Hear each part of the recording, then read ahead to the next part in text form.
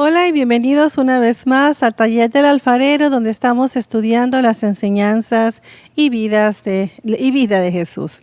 La clase pasada comenzamos a ver algunas de las historias o parábolas que Jesús estaba compartiendo con los fariseos para tratar de que estos pudieran entender por qué Jesús comía con cobradores de impuestos y pecadores.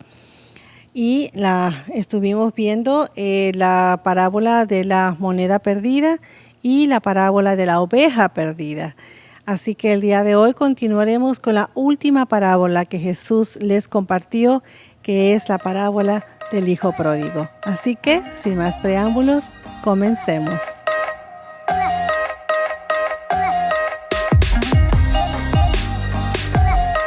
Retomando un poquito la clase pasada, recordábamos y veíamos cómo los fariseos se molestaban mucho porque Jesús comía con cobradores de impuestos y con pecadores, con personas que ellos consideraban que no debían estar sentados a la mesa con los judíos, sobre todo Jesús siendo un judío.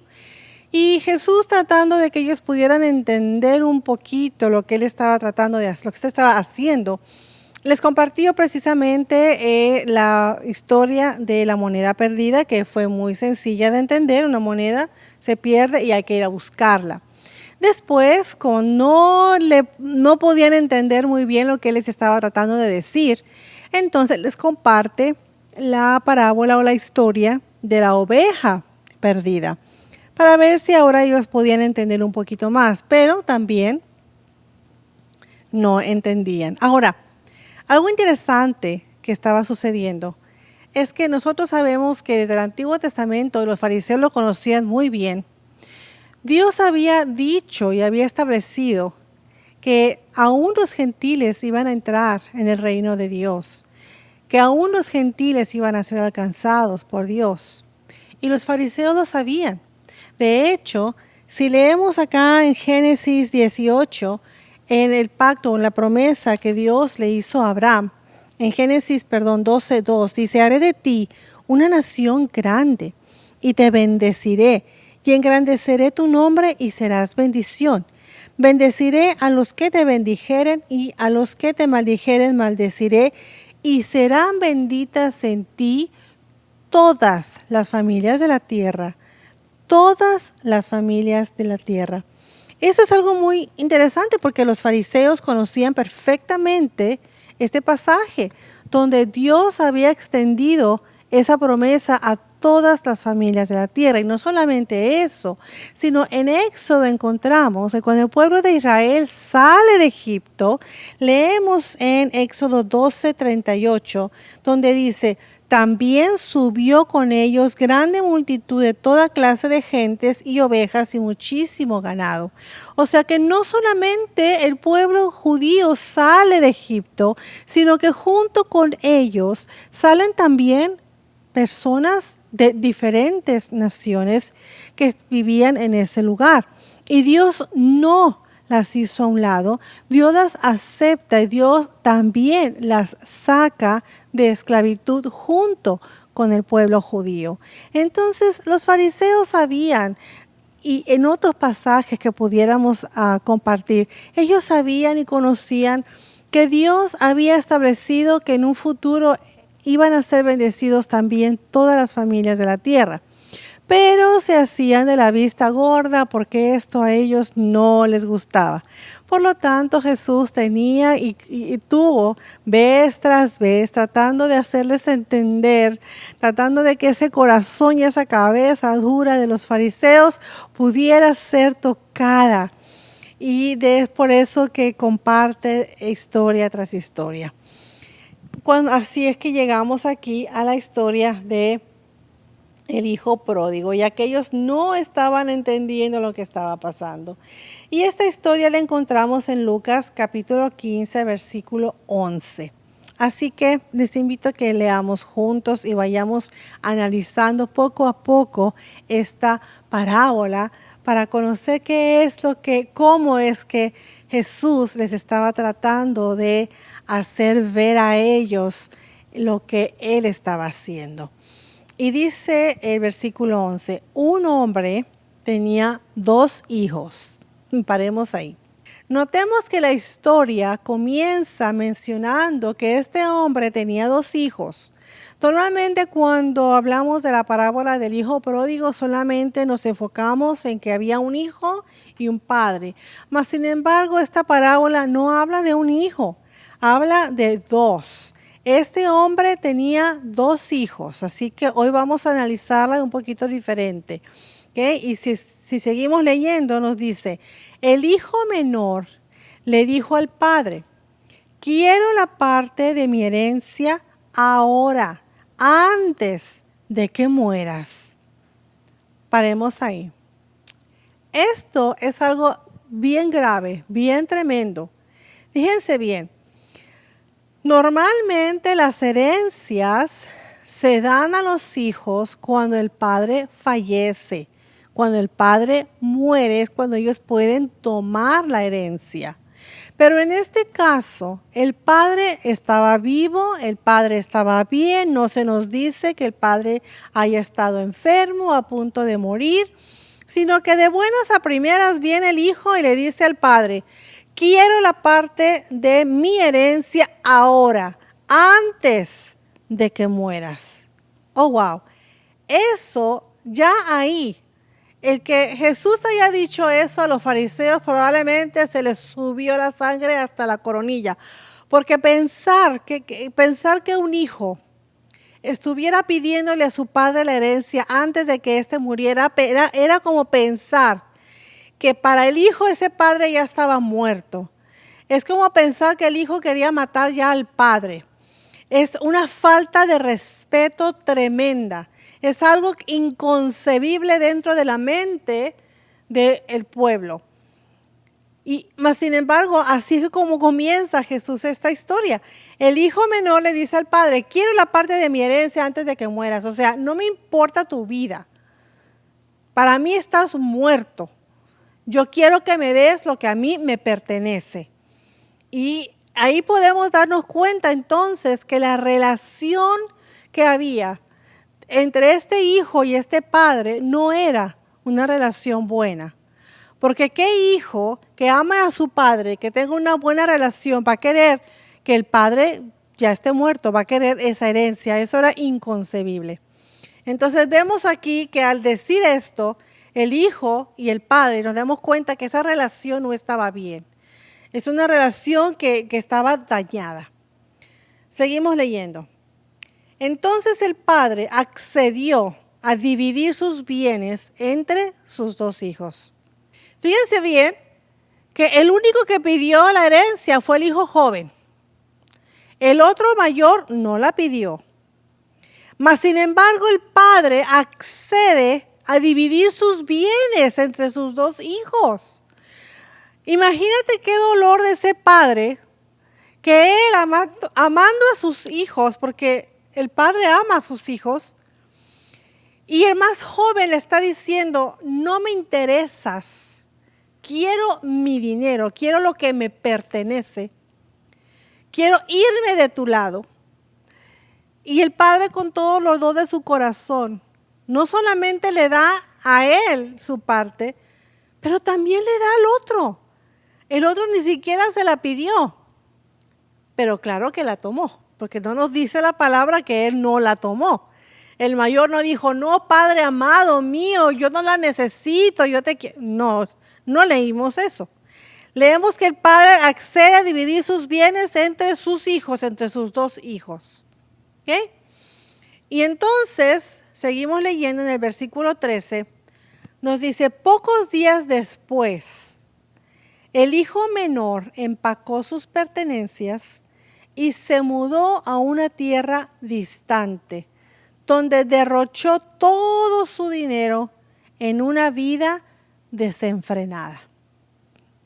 Al mismo tiempo que se le acabó el dinero, hubo una gran hambruna en todo el país y él comenzó a morirse de hambre. Convenció a un agricultor local de que lo contratara y el hombre lo envió al campo para que diera de comer a sus cerdos. El joven llegó a tener tanta hambre que hasta las algarrobas con las que alimentaba a los cerdos le parecían buenas para comer, pero nadie le dio nada. Paremos un momentito aquí. Fíjense después. El muchacho, poco tiempo después de que el padre le dio su herencia, empaca todo y se va lejos del padre. Se va lejos del padre, malgasta todo, se queda sin dinero y entonces pasa algo. Comienza, dice la palabra, a morirse de hambre. Eso quiere decir que tenía muchísima hambre y ya no tenía nada. No le quedó nada ni para comprar, para comer. Había malgastado todo. Y claro, le empezó a dar hambre. Y entonces dice que convence a un agricultor y empieza a obtener trabajo. Pero el hombre le envía al campo a darle de comer a sus cerdos. Y el joven dice que tenía tanta hambre que inclusive los alimentos que echaban a los cerdos, él se los comía. De esa hambre tan grande que él tenía. Dice, pero nadie le dio nada. O sea, nadie tenía compasión de él. Sencillamente él veía que le echaban a los puercos, le echaban a los cerdos y decía, wow, qué riquísimo. Pero no le decía, o sea, tal vez él no se atrevía a comer o tal vez se atrevía a comer un poquito, pero nadie le decía, mira, ven tú, jornalerito, vente, vamos a comer. Lo trataron mal. Estaba lejos, tenía hambre, no tenía dinero, había malgastado todo. Estaba lejos del Padre. Lejos del Padre. Él pensaba que él tenía su vida ya hecha y derecha. Él pensaba tal vez que con ese dinero que papá me iba a dar, él se hizo planes acá, se hizo castillos en el cielo, como dicen por ahí. Pero a la mera hora resulta que nada de sus planes se pudieron realmente cumplir y ahora se había quedado sin nada. Había malgastado todo y ahora ni siquiera tenía para poder comer. Continuemos leyendo del versículo 17. Cuando finalmente entró en razón, se dijo a sí mismo, en casa hasta los jornaleros tienen comida de sobra, y aquí estoy yo muriéndome de hambre. Fíjense bien, entra en razón, y lo único que piensa es, allá en mi casa, los trabajadores, aún los peones, aún los que tienen el trabajo más bajo, tienen que comer. Yo ni siquiera eso. Y me estoy aquí muriendo de hambre. Wow. Se da cuenta de su condición, se da cuenta de que no tiene absolutamente nada. Y luego dice en el versículo 18, volveré a la casa de mi padre y le diré, Padre, he pecado contra el cielo y contra ti. Cuando leemos estas palabras, a veces podemos pensar y decimos, oh, wow, él se arrepintió, wow, ahora él entiende y valora a su padre. Ahora él va a regresar y lo va a abrazar a su papá y le va a decir, papi, te quiero mucho. Y esa relación se va a volver a establecer, esa relación se va a sanar. Pero sigamos leyendo, porque él dice, voy a regresar a casa de mi padre, sí, qué bueno. Le voy a decir, fíjense bien, él regresa a casa de su padre, o sea, él sabe cómo regresar a casa de su padre. Recordemos que las dos historias anteriores, la moneda estaba perdida. Acuérdense que lo que está perdido no se puede encontrar a sí mismo, ¿verdad? La mujer tuvo que salir a encontrar la moneda. En el caso de la oveja perdida, aunque la oveja estuvo vagando, recordemos que la oveja no sabe el camino de regreso a casa. Entonces el pastor tiene que salir a buscar lo que se había perdido, porque lo que está perdido no es responsable de encontrarse a sí mismo. En esta ocasión, pudiéramos pensar, el hijo estaba perdido, pero no está perdido en el sentido perdido físicamente, perdido de que no puede encontrar su lugar de regreso a casa, porque no es verdad. Estamos leyendo aquí que él mismo piensa, volveré a casa. O sea, él sabía cómo regresar a casa. Entonces no es que estuviera perdido en el sentido físico de que no podía encontrar su regreso a casa. Él estaba perdido en el sentido de que la relación con su padre, la relación de familia estaba dañada. En ese sentido, él estaba perdido. ¿Ok? Por eso dice aquí, él volveré a la casa de mi padre. Él sabía cómo regresar. Y cuando él volviera a su casa, lo que él quería decirle a su padre es precisamente, Padre, he pecado contra el cielo y contra ti. Él sabía lo que había hecho. Estaba ahora consciente de lo que estaba sucediendo, lo que había pasado en su vida, la manera como él había tratado a su padre, lo que él había hecho y la consecuencia de las cosas que él había vivido. Y dice, ya no soy digno que me llamen tu hijo. Él estaba consciente de lo que él estaba a lo que había hecho. Por eso después le dice al padre, te ruego que me contrates como jornalero. Él no estaba esperando que su padre lo recibiera como hijo porque él sabía la gravedad de las cosas que él había hecho. Mas sin embargo, él estaba esperando que su padre tuviera misericordia. Él estaba esperando que su padre tuviera compasión y al menos le contratara como jornalero. Él no estaba esperando que tal vez su padre lo recibiera otra vez como hijo, porque recordemos que aparentemente al darle su herencia es como si él ya le hubiera dicho, ya no tengo hijo, el que era mi hijo ya se fue. Entonces él estaba regresando de perdido como una relación no de padre a hijo, pero una relación de jefe a empleado. Es lo que él estaba pensando, de perdido como un jornalero, al menos que me deje estar bajo su protección, al menos que me dé comida. No espero algo más, por lo que él sabe que él había hecho. Y entonces él regresa a la casa de su padre. Pero leemos más adelante que dice, cuando todavía estaba lejos, su padre lo vio llegar lleno de amor y de compasión. Qué interesante, porque este padre, me imagino que era un padre que tenía obviamente tierras, tenía cosas que hacer, estaba ocupado, mas sin embargo, dice la palabra que cuando todavía este muchacho estaba lejos, el padre lo vio llegar. El padre estaba a la expectativa. El padre estaba con su corazón expectante. Ahí parado, pensando, como muchas veces las madres o los padres, que tenemos hijos y que los hijos se van y que estamos expectantes para cuando ellos regresen, para cuando ellos vuelvan al hogar. Hijos e hijas que a lo mejor han salido de casa tal vez enojados, tal vez han salido de casa por diferentes circunstancias, pero uno como padre siempre está a la expectativa, siempre hay un corazón esperando que ellos regresen.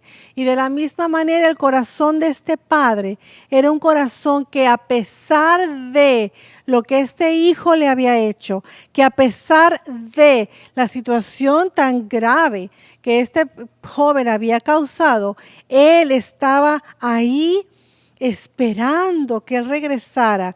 Y dice una de estas versiones, lleno de amor y de compasión. Un padre lleno de amor y de compasión, no esperando ver al hijo para reclamarle, no esperando ver al hijo para decirle, claro, ¿verdad? Te saliste con la tuya y ahora ahí estás pagando las que debías, ¿verdad?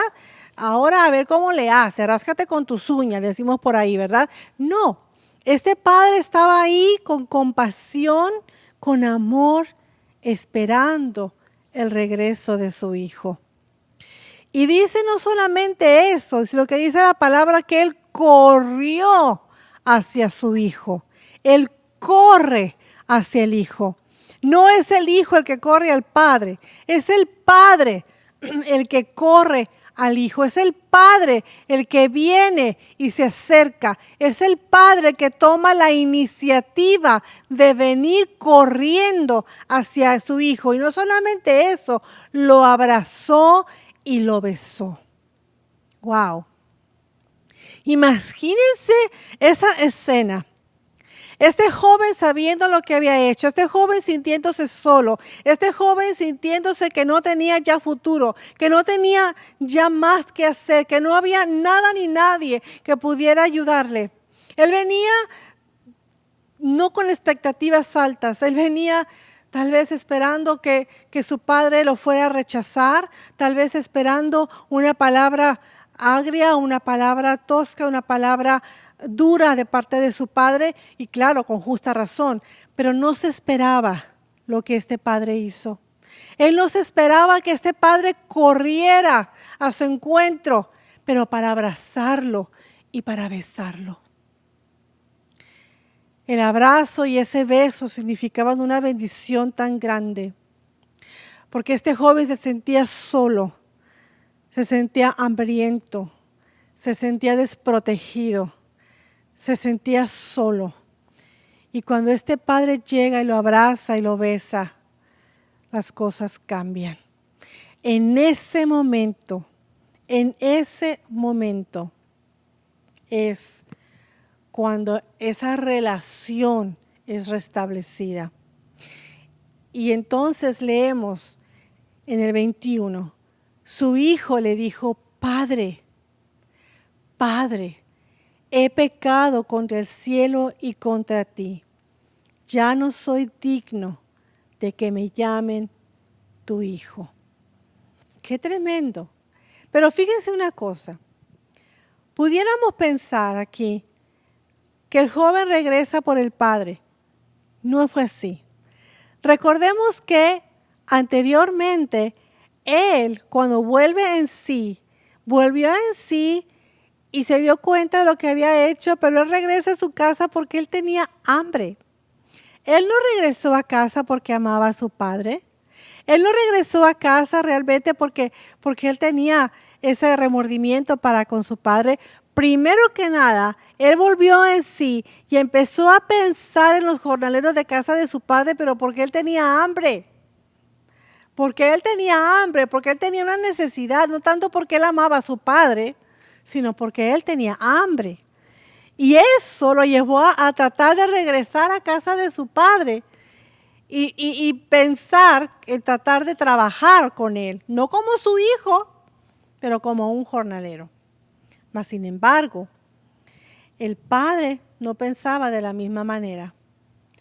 Para el padre, él era su hijo. Él era su hijo. Recuerden que él dijo, allá en casa de mi padre aún los jornaleros tienen que comer y yo muriéndome de hambre. Aunque la razón por la cual él vino al Padre no fue la que hubiéramos pensado o la que hubiéramos querido, el Padre no le importó la razón. Cuando él lo ve que regresa, él sale y entonces él va, lo abraza y lo besa. Y es precioso ver esa escena o imaginarnos esa escena. Pero la historia no para ahí. Hay más todavía, porque recuerden que esta historia habla de 2 hijos.